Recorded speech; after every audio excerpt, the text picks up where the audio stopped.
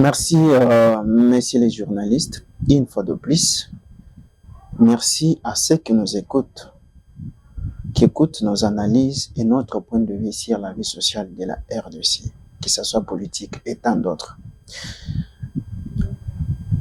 Bien, j'ai toujours dit, je ne suis pas ni journaliste, ni communicateur.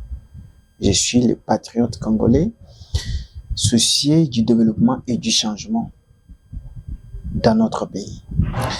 Aujourd'hui, je viens rapidement, avec tristesse, par rapport à deux réalités que nous sommes en train de constater dans notre pays. Je prends le secteur aujourd'hui, secteur de transport en commun, qui est devenu casse-tête. Aujourd'hui, dans la ville-province de Kinshasa, il est difficile de circuler aisément.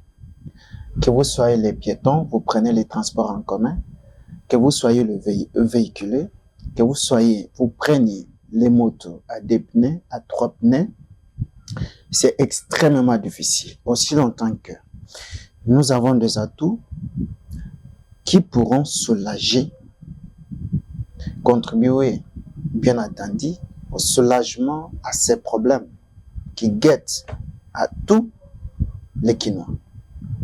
Mais alors, nous trouvons la mauvaise volonté et la politique sectorielle de nos autorités dont le chef de l'État a donné confiance, a confié le secteur pour résoudre les problèmes probants. Mais nous voyons, nous constatons qu'ils sont dans les faux fuyants. Ils créent des projets gigantesques pour obtenir des grands montants de financement, pourvu qu'il y ait des partages, comme nous a révélé plutôt par l'ancien ministre de Finances. L'argent des projets vient, on se partage d'abord et le reste on verra. C'est ce que nous constatons, beaucoup d'échecs dans la construction, mise en place des projets adéquats, des routes secondaires pour la ville-province de Kinshasa, réhabilitation de chemins de fer qui est aussi un moyen important de désengorgement de la ville-province de Kinshasa pour permettre que cette population marche librement.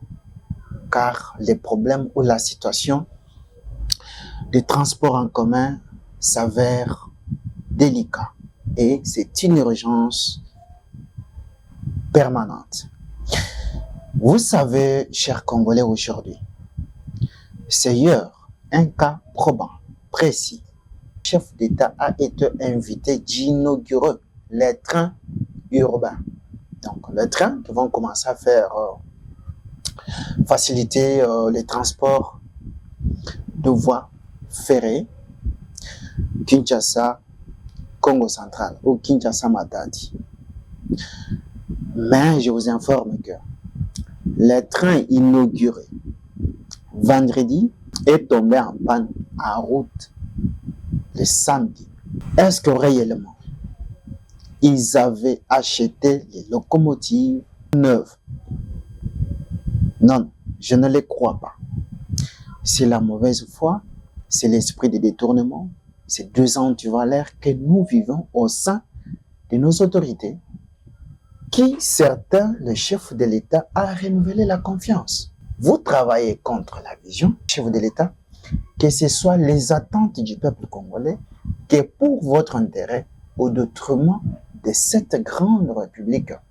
Et vous donnez des arguments à ceux qui s'opposent au régime Tshisekedi. Parce que Tshisekedi a la vision, il y a l'argent qui sort, mais vous ne faites absolument rien. Votre détournement en invitant le chef de l'État sans respect, sans crainte, sans considération de son autorité pour venir inaugurer quelque chose en panne qui a beaucoup duré, qui a beaucoup travaillé. Mais on se moque de qui? Monsieur le DG Martin Loukoussa, le ministre du Transport Jean-Pierre Mbemba. Qu'est-ce que vous voulez des Congolais? Les Congolais méritent ça vraiment. Nous demandons au chef de l'État d'agir parce que la démocratie, la largesse ne paye pas.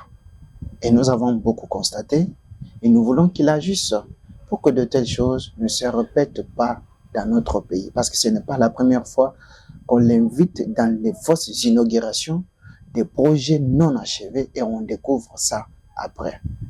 Nous avons dit,